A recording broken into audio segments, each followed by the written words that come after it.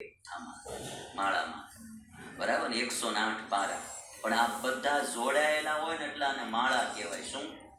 આને માળા કહેવાય, જોડાયેલા હોય એટલે.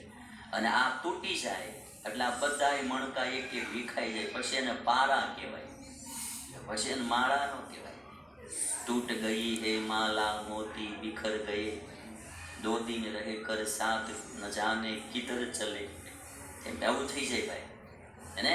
એટલે એ માળામાંથી પારા બની જાય, જુદા પડી જાય ને. એટલે આ એક સંયુક્ત પરિવારની બી એક આખી ગરિમા હોય. આપણે તમે ઓલું સાંભળ્યું છે વોટ્સઅપમાં વચમાં બહુ ફરતું હતું કે ભાઈ એક જણો દ્રાક્ષ લેવા ગયો તો ઝુમખાનો ભાવ જે ઝુમખામાં હોય તેનો ભાવ પૂછો તો કે 80 રૂપિયા કિલો, અને છૂટી પડેલી હતી તો એનો ભાવ પૂછો તો કે એના 40 રૂપિયા કે.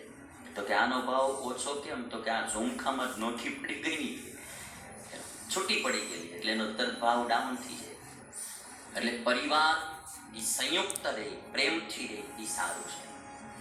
હવે બીજો પોઈન્ટ તમને એમાં બતાવું કે પરિવાર બે પ્રકારના માણસોને મળે, સારો પરિવાર અને મોળો પરિવાર. સારો પરિવાર હોય કેવો હોય?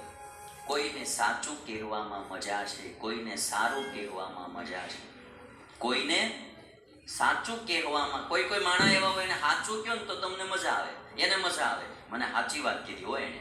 કોઈકને સાચું ન કહેવાય, શું કહેવાય?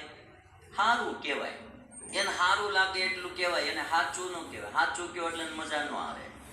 કોઈને સાચું કહેવામાં મજા છે, કોઈને સારું કહેવામાં મજા છે, કીધા વગર બધું સમજી જાય એની ભેળું રહેવામાં મજા છે.